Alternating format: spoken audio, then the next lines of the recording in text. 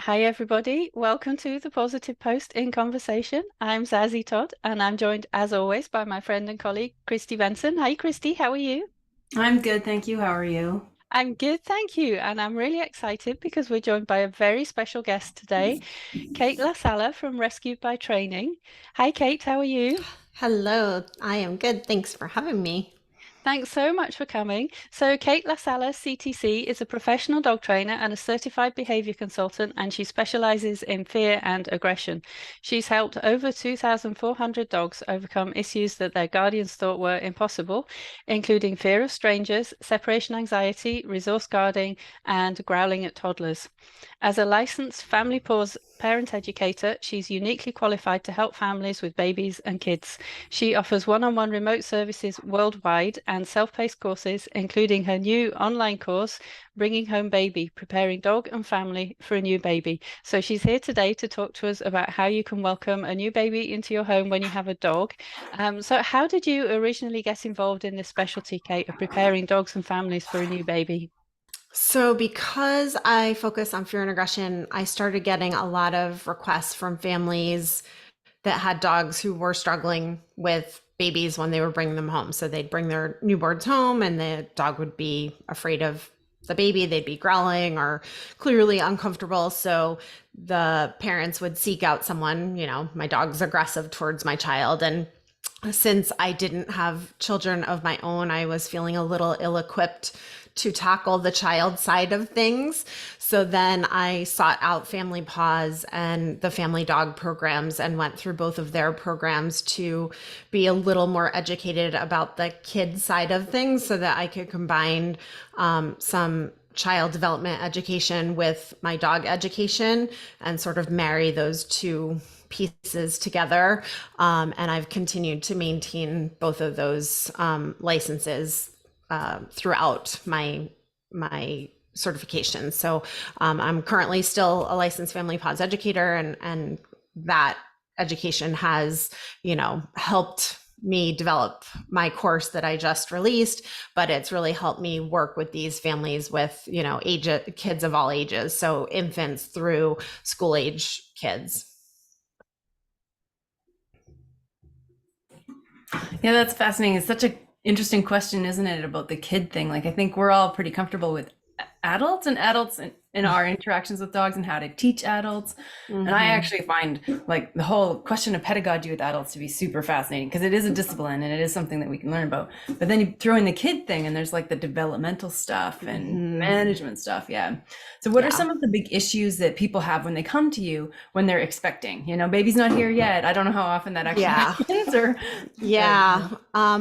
I think a lot of people don't even know that pre-baby prep exists. They don't know to seek it out. They don't know that it's a thing. And so I get a lot of people who don't come to me until the dog is already struggling. They have the baby at home, so they're reactive. The dog is having issues with the newborn, and so they come sort of reactively because they're having a problem now. So that happens a lot. But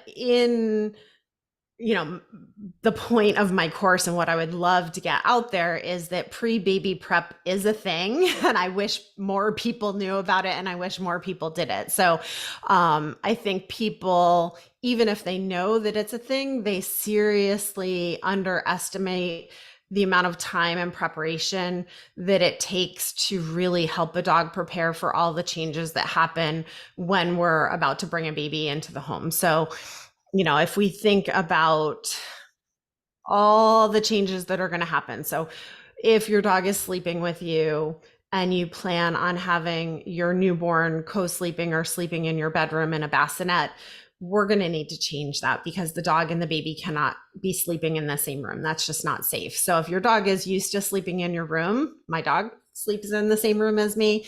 If I were to have a newborn sleeping in my bedroom, that would be a huge adjustment for her to suddenly not be sleeping in our bedroom. So that is going to take months and months and months for her to acclimate to that change. It's not just going to happen in a couple of days or a couple of weeks. So that's something that we would need to work on long before the baby arrives. If your dog like many dogs before there's baby in the house, is the center of your world, is the center of all of your attention and everything. There may be attention seeking behaviors that they're used to doing when they want food or they want attention or they want to play. We may need to reduce some of those attention seeking behaviors because suddenly maybe they're either not safe if you have a newborn. Boo Boo, my dog, when she wants attention, she'll just come up and sort of whack me with her paw. And I think it's adorable. So I have heavily reinforced that behavior. But if I was holding a newborn and she were to walk up and whack me with her paw, she could inadvertently hurt that baby. So that's a behavior that I would need to reduce because that would be unsafe. Even a dog who just barks at you for attention if they want something, that may not be unsafe, but it would be really annoying. And if you're trying to put a newborn down to sleep and your dog is barking at you because they want something, that could really disrupt the household. So there's a lot of sort of attention seeking behaviors. If your dog jumps up at you for attention or whatnot, we need to put those things on extinction or try to minimize them or teach an alternate behavior that's not going to be so dangerous or disruptive. And those behaviors, if they've been really well rehearsed and practiced for a long time, that can take a long time to undo those behaviors. So I think people underestimate the amount of time that it's going to take to sort of roll back the clock on those things. So even if they know that pre-baby prep is a thing, I actually just had someone reach out to me this past week, like, okay, well, we're thinking about doing pre-baby prep, in our third trimester. And I'm like, no. You're pregnant now. You're in your first trimester. Let's get this ball rolling now. Let's do it now. Don't wait until your third trimester. And then we also want to talk about getting the dog on what I call a baby flexible schedule. So if your dog is used to eating at 7:00 in the morning and going out at 7:30, we need to get that dog on a baby friendly schedule. So poopy diaper might happen at 7 a.m. and that's going to mean that dog's not going to get fed at 7 a.m. And we need to start to transition dog to a baby flexible schedule because things are not always going to happen at the exact same times that the dog is used to things happening. Yeah, so there's actually such a lot that people can do.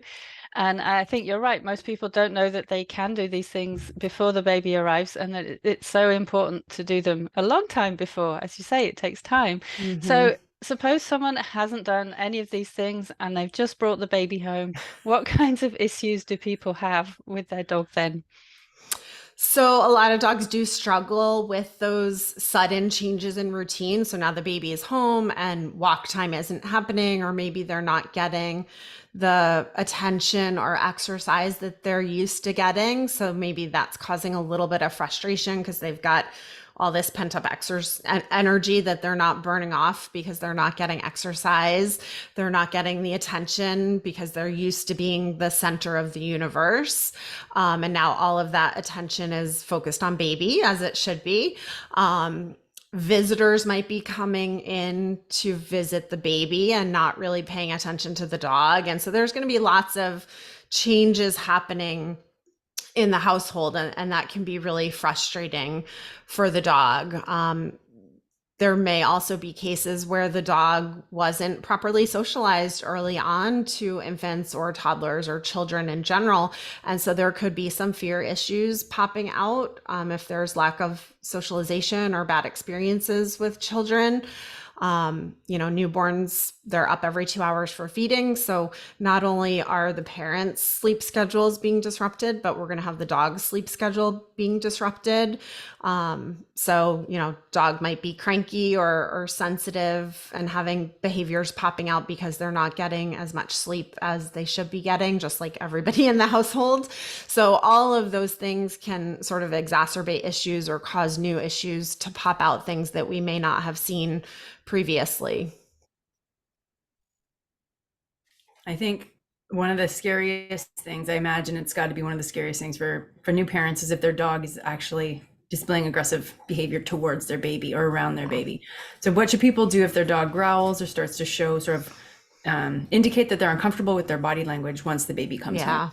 Yeah, growling's always scary, but it's especially scary if it's towards your, precious newborn that you've just brought home and is only 2 days old. And our instinct is going to be to get the dog to stop growling. So our instinct may be to yell and be like, no, stop doing that, or punish them for growling. But we want to not do that, or that may be our instinct, but we want to try to not do that and try to remember that growling is the dog's way of communicating that they're upset or scared. So growling's actually good because it's the dog's way of telling us that they're upset. And if the dog didn't growl, the only way that they would tell us that they're upset would be to bite. So growling's actually good. And as counterintuitive as it may feel, we actually want to try to happy talk and try to de-escalate, try to feed in that situation. Practically speaking, you want to create distance. So you want to separate the dog and the baby as quickly as possible. You want to try to either move the dog or the baby away and physically separate them with a baby gate. Maybe put the dog away behind a door or something like that, as gently and, positively as possible. So you don't want to, forcefully grab the dog and, drag him off. But then you really do want to contact a qualified professional like me or someone else for qualified professional help to help your dog learn how to be more comfortable around your newborn. You may also want to talk to your vet to see if medication may be appropriate to help your dog be less anxious through this transition, especially if your dog has noise sensitivities. There may be some sound sensitivity stuff at play. Babies cry a lot, they make a lot of noise. So if your dog does have noise sensitivity stuff, there could be that element at play. So your vet may be able to help you from a medication standpoint, but you do want to work with someone to figure out a plan to create management and to create a way to help long-term help your dog be comfortable in that household. Your dog and your baby are going to be living together for many, many years. And, we have to come up with a way to create a space where they can both live happy, healthy lives and, share that space together.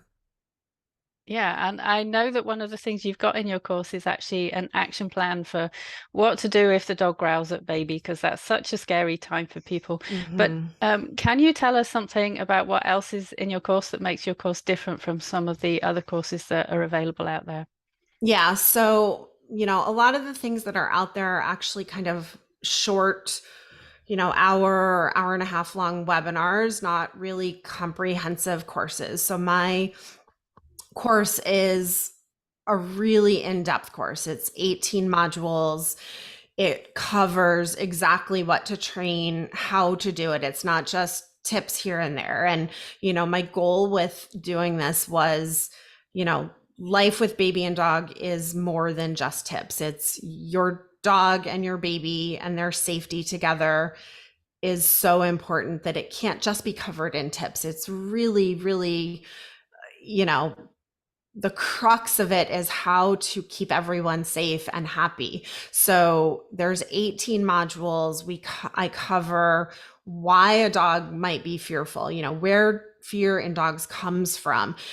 I cover dog body language, how animals learn, differences in how our species communicate, and then from a training perspective, over 36 training plans of what to train with supporting videos, enrichment videos, other handouts, dog communication, tracking your dog's body language, developmental milestones, identifying your dog's triggers. So if we think about, different breeds are going to have different triggers. If you have a herding breed, things that move, their inclination is going to be to chase it. So if we apply that to children, a toddler running, a herding breed is going to be more inclined to chase a toddler who runs.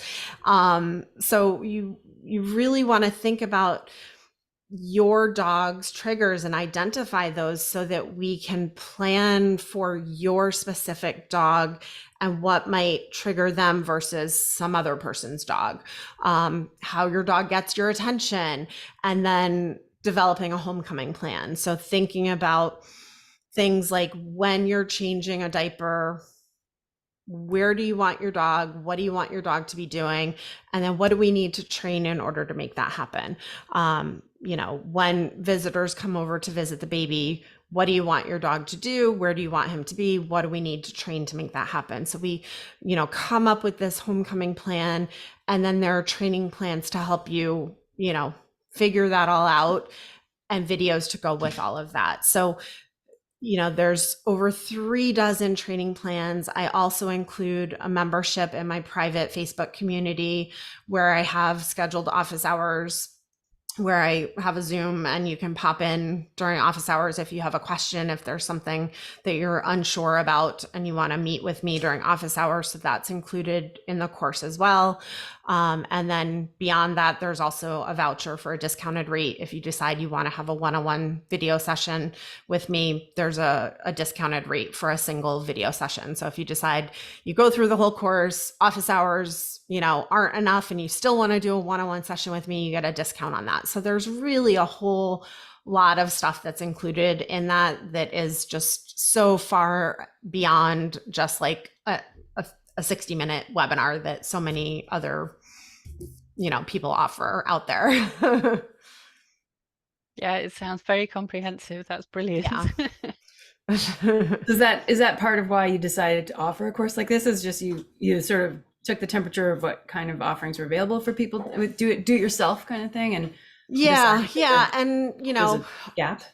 I felt like there was a gap, and I also felt like my one-on-one financially may not have been accessible to everyone. So I like the self-paced course for a couple reasons. One, it's flexible, so it's not tied to anyone's schedule, so they can kind of do it at their own pace.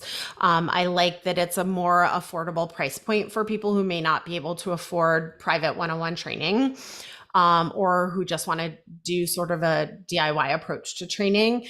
But I also feel like it's a little more comprehensive than what I can do during a one-on-one session, because I'm not tied to a fixed time frame of, okay, we have this time slot on Zoom to go through this. And I can actually include a lot more content and information in a self-paced course because people are going through it at their own pace. So I actually kind of feel like it's more comprehensive than what I cover in my one-on-one sessions, in a sense, because it's packed with information, but I don't have to worry about cramming it into a 2-hour, private session. I've always felt like when you're dealing with somebody in a self-paced online course, there's a little bit less need for sort of myth busting. I mean, you have to myth bust for sure, but I feel like people can read it and go away and like process and think about it and then come back and maybe read it again. So, you're still getting your message across, but you're not like when you're sitting across a table from someone, and if they have a myth that's important, and as a dog trainer, it's important for us to sort of like swim through that. You can take this colossal effort, changing someone's mind is a big deal. It's not a mind deal. So I like that about reading. I do myth busting in the course. So one of the biggest myths that I bust is the whole bringing home the baby blanket myth. So that is one of the most pervasive things that birthing professionals still put out there is like, oh, just bring home the baby blanket and your dog will miraculously love your baby. And I wish that little piece of information would just go away, because it's just not that simple. If it was that simple, we wouldn't need a course like this. We wouldn't need dog professionals to educate people on how to get their dog to like their baby. I tell people, unless your baby is in the unfortunate situation where they're in the NICU or they're in the hospital for an extended period of time, the amount of time and effort that we would need to have with a baby blanket that smells like your baby to condition your dog to build that association through scent, to associate your baby's smell to your dog, to build that positive association, is so long and would take such an intense amount of training.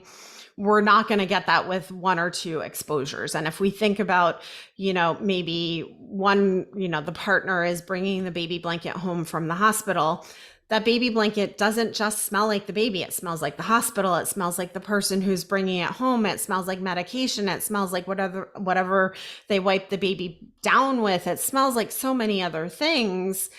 And now we're bringing this blanket home and we're sort of shoving it in the dog's face, and we're like, "Ooh, what's this? What's this? What's this?"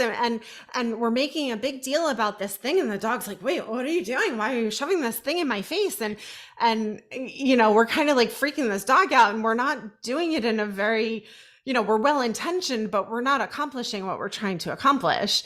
And it's just not that simple. And so the sort of myth that OBGYNs or birthing doulas or whoever is, telling these expectant parents like, "Oh, just bring home the baby blanket and your dog will know to like your child," is just, that is the biggest myth out there. And it's just so not true. And I just wish that would go away. So that is one of the many myths that I do sort of myth bust in the course. It would be kind of, it seems hilarious to me that out of all of the stimuli that make up a baby, scent would be the one that the dog would be like, "Oh, okay." I mean, there's also sound and sound, there are social stimuli. Like, it's like you've got, it's a baby. Yeah. It's a baby. It's a physical thing, and I think people also, especially if they're giving birth and they're not like adopting, I think there is also, we want to think like, "Oh, this baby came out of me. Somehow my dog will know that this baby came out of me." And there's this, my dog loves me, so my baby came out of me. So by default, my dog will love my baby because it's a part of me. And we want to assume that. And that's just not true, and especially if your dog was not properly socialized or didn't have the benefit of good socialization to children, that often is not the case. And babies, and more often than not toddlers, sometimes dogs are quote unquote fine with newborns because they don't do very much. We carry them around, they make some noise, they're a little stinky, and the dog sort of tolerates them. They put up with them. But then once the newborn moves into sort of mobility and they get a little mobile and they start to do stuff on their own and they get a little independent, then that's where a lot of dogs struggle. So once they move into sort of toddlerhood, that's where I get a lot more phone calls. And that's when people start to freak out, like, "Oh, now that my baby's crawling and pursuing the dog, now the dog is growling, or now the dog is super uncomfortable." So I think that's something to also, think about, that just because your dog may be comfortable with your newborn, do not assume that will mean your dog is comfortable with your child moving forward into toddlerhood and school-aged age. I think those, like, another important message is that just because your dog is uncomfortable with your toddler doesn't mean that they aren't going to like him as a little human or her as a little human, Right. Yeah, this is stuff we can train for. So Right. I think that leads us into another our last question with you is, what's your favorite sort of factoid about child development, specifically sort of in regards to child dog interactions that people listening to this podcast might be interested in? So I like to talk about sort of the differences in the way our species communicate, especially in the way we show affection and create bonds. So if we think about, as humans, we're taught from a very early age to connect to each other by making direct eye contact. You meet someone, you make eye contact, you shake their hands. So when a baby's born and someone holds that newborn, we gaze directly into their eyes to like make a connection. So children are raised and make direct eye contact with each other. So they're going to try to translate that to other species. So as a child is interacting with a dog, they're going to try to stare directly at the dog's eyes. So as a toddler, they may be at sort of direct eye level if a toddler's standing. And for a dog, direct eye contact is often very confrontational. And that sets up some conflict. And then if we think about how we show affection. So as humans, what do? We often greet each other like very excitedly. We run towards each other. We embrace, we hug, we kiss.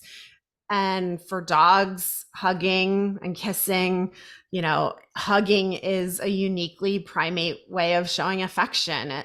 Hugging for dogs is restraint. And most dogs may tolerate hugging at best, but most dogs don't actually enjoy it. And if we think about when dogs get restrained, it's at the vet and the groomer. And for many dogs, those are not pleasant experiences. We can train them to like those experiences, but for many dogs, they're not inherently positive experiences. So for children, hugging is how we show affection to other humans, and they may want to hug a dog to show them that they love them, or that they want to show affection to that dog, but that is going to be a conflict. And so I think we have to be really cognizant of that and start to teach from very early age how to properly interact with other species, and to just be really aware that a child is not going to know not to do those things. And we have to model, as adults, we have to model appropriate interactions with the dogs in front of the children. So even if your dog tolerates, or maybe, puts up with you hugging them, that's something you don't want to model in front of your child, because children are always watching and learning. And so you may hug your dog and think, oh, it's fine, she'll put up with that from you as the adult, but you don't want to do that in front of your child, because your child is going to model that behavior, and that's not something that's necessarily going to be safe. And that's also not something that you want to teach your child is safe to do, because then if they go to your neighbor's house and think that that's safe to do with all dogs, if your dog tolerates it, they may go to your neighbor's house and your neighbor's dog may not tolerate that. And then you're going to have a dog that's biting your kid. Yeah, and I think that shows just how complicated this all is, because you have to think about the dog's perspective, you have to think about how the child is seeing things, which changes as they mature, and then you have to think about what you're modeling for your child to do. So that just goes to show how important it is to have a course like this. So just to give the title of the course again, it's Bringing Home Baby, Preparing Dog and Family for a New Baby. And it sounds wonderful and so comprehensive. So in a moment, we're going to go and talk about books and move on to that section. But before we do that, if people want to check out your course, because I think anyone who's going to be having a baby and they have a dog at home should be checking out your course, where can they go to find out more about it, and where can they follow you on social media? Yep. So I am rescuedbytraining.com. And at the top of the page, you'll see online courses, and all of my online courses are there. And then on social media, Rescued by Training, primarily Facebook and Instagram. Awesome. Thank you. And thank you for coming to share some of your wisdom from the course with us. I know this is going to be a really popular episode, because this is a topic that so many people struggle with. And as you said earlier, people don't realize that it really helps to do that preparation. So thank you very much. Yeah, thank you. I'm happy to get this information out, because, the more we can prepare people ahead of time, the less, the safer kids are going to be, the less returns and surrenders to shelters that we have for dogs biting children. And that's really my goal, is to help families stay together and to reduce dog bites. Awesome. Thank you. So now we're going to move on to the book section. And so I'm going to start with you, Kate, and ask you to share a book that you have been reading recently that you've enjoyed, or that you've just started that you're really looking forward to. So my book is not a happy-go-lucky book, but it's a really important book. So it's Never Long Enough. And it is very comprehensive. It's a thick book, but it is, I live with Boo Boo, who's 15 years old and 2 months. Last year, we lost our other senior dog, who was 14, Mr. Barbo. And this book is a practical guide to caring for your geriatric dog. It's from Dr. Mary Gardner, and it is fantastic. It kind of takes you through just all of your old dog stuff, from, early aging all the way through sort of death and aftercare and, memorialization and everything. And is just really sort of your old dog Bible in a sense. But it's sad, but having a senior is an honor to have a dog get to that ripe old age, and being as educated and doing everything that you can for these seniors is just so important. So one of the other things that I have in my toolbox is I'm also an end of life death doula for companion animals. So this was sort of part of that, just helping people navigate losing their dogs. And so having seniors myself and being a death doula for companion animals, I just think it's so important to try to do it as best as we can and help them as much as we can in those senior years. So Yeah. So that was It's Never Long Enough by Dr. Mary yes. Gardner. And I think I'm going to be going and ordering that book as soon as we get off this recording, because I have a senior dog too. So it sounds like a really helpful, useful book. So thank you for mentioning it. Kristi, what are you reading at the moment? Well, I recently got this book out of the library. My Biggest Mistake by So Terry it's called O'Reilly. My Biggest Mistake: Epic Fails and Silver Linings by Terry O'Reilly. Terry O'Reilly is like he's been on CBC. He used to have a show, or maybe he still does, on CBC radio. And he did advertising for many years. He's quite a well-known advertising guru. And so he had a lot of interesting sort of topics about, because advertising is really about humans, and it's about how humans pay attention to things and get sort of sucked into things. So it's always been interesting listening to his show. I've always enjoyed his show. And he has a nice radio voice, which I think helps. It was something called The Age of Persuasion or something. I can hear it in my voice. So anyway, this is just about, I've only read a couple chapters so far, but it's like about, a project was planned in this way and a mistake happened, and then it happened in this way, and it was like fantastic or terrible, So I kind of, just because I like Terry O'Reilly and because I make a lot of mistakes, I thought this would be so far it's been quite interesting. Yeah, that sounds really good. You said he has a good radio voice. Do you hear it in his voice when you're reading it? I didn't. Now that you say that, I don't think I did. But I mean, he definitely has a style, like a narrative style that carries through the book. So good. Well, that sounds like a very good read too. Mine is fiction. Mine is The Banned Bookshop of Maggie Banks, and that's by Shauna Robinson. And it is one of those novels about someone who goes off to a small town. But in this case, it's someone who has never really found the career that she wants, and she keeps moving from job to job, and she doesn't have any security. So she goes for a short period to help her best friend with the bookshop that she runs. And her best friend is all sorted because she manages this bookshop, and she has a husband and a family, and all those things that Maggie Banks doesn't have. But the thing is, it's a slightly weird bookshop because it's in a town that gets lots of tourists because of a famous literary author who lived there, Edward Bell. And the bookshop is run by the Literary Society, and they only allow the store to sell books that are up to the time of that author. So no modern books. And so she's thinking, what can I do? I mean, she's bored there to start, and she's thinking, what can I do to? And also, she knows that people want modern books sometimes, so she starts selling them under the counter. And so she has secret books, and she also has. She starts organizing events with the help of someone that she meets, and she has a bit of a challenge going on with someone else that she meets from the town, who turns out to be, there's a romantic interest in the book, and I don't want to give too much away, but it's really about the books and what will happen when the Literary Society finds out that she's been going against the rules and selling these banned books. So it's a really nice story. It's really fun, and it's one of those books that you just pick up and you just want to keep on reading to the end to get through and see what happens. So for anyone who loves books and bookstores, it's I think an especially wonderful read, I think. So yeah, I've really enjoyed that. And it's cheerful. It's also, I felt like something cheerful to read, and it definitely fitted that need. It was really, really fun. It's a good counterpoint to my book. Yeah. Both types of books need to exist in the world. And sometimes you only want one kind. Yeah. Okay.